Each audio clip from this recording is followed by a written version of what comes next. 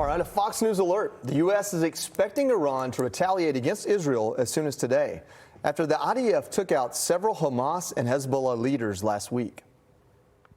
The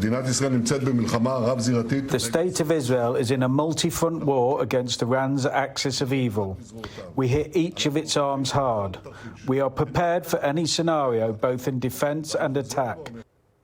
Here to react is U.S. Senate candidate and former Congressman Mike Rogers. Good morning, Congressman. Thanks for joining us. This is scary news for Americans sitting at home. We've kind of had this rhetoric of no new wars, don't get us into a war.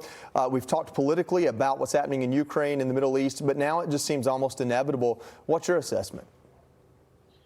Yeah, it's going to happen. When I talked to senior Israeli officials in the last few weeks, they think it's inevitable. And so what Iran has to make a calculation here, Joey. Are they going to broaden the front, meaning they're going to attack wider set of targets in Israel, or are they going to try to do something really that they can argue is a retaliation without trying to expand the war? I really don't think Iran wants to get into a full-blown war, and I think that's why they're being calculated in what targets they're going to try to shoot down. And even if they don't get them all, I think they might say, that's it, we've retaliated, we're done here. Mainly because, again, Israel has the capability of taking out senior leadership in Iran. And by the way, so does the U.S. And the U.S. has a big presence, certainly in that area now. I know you served on the Intelligence Committee, so you're privy to the information just about the nature of it that the rest of us maybe aren't, or at least the details.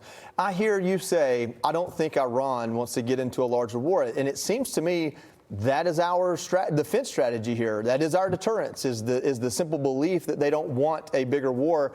That's scary to me. Do you have any information that, you know, how sure are you on that? And is that the strategy of this administration? Well, I mean, this administration got this thing wrong from the very beginning, Joey. If you think about what just happened, you know, they told the Saudis when they got the Biden administration, the Biden-Harris administration, told the Saudis when they got in office, you can't go after the Houthis. Matter of fact, we're not going to sell you arms to do that. Then they took the Houthis off the terrorist list. And the Houthis, by the way, were getting financing and training and good weapon systems from Iran.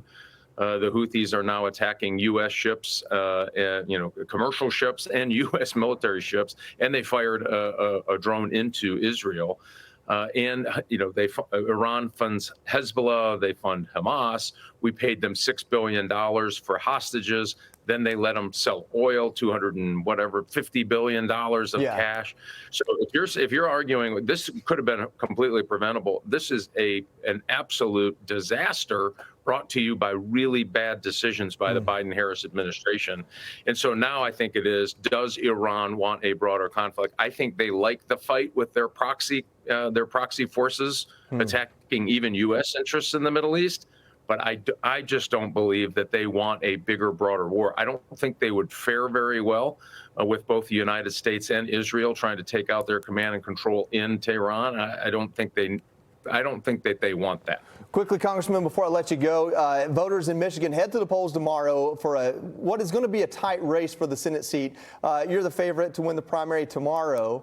If you do win the primary, what is your pitch to the voters of Michigan to elect you into the Senate as a GOP candidate and also to elect President Trump?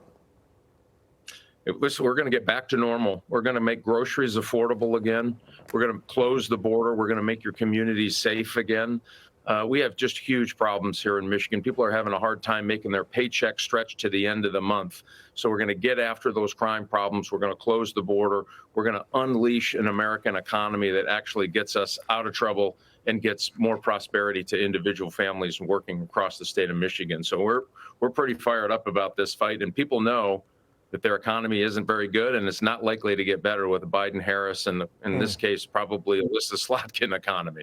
Well, listen, former Congressman, U.S. Senate candidate Mike Rogers, thank you for joining us. Thanks for providing such good insight today on a scary situation, and good luck tomorrow and if we win in November.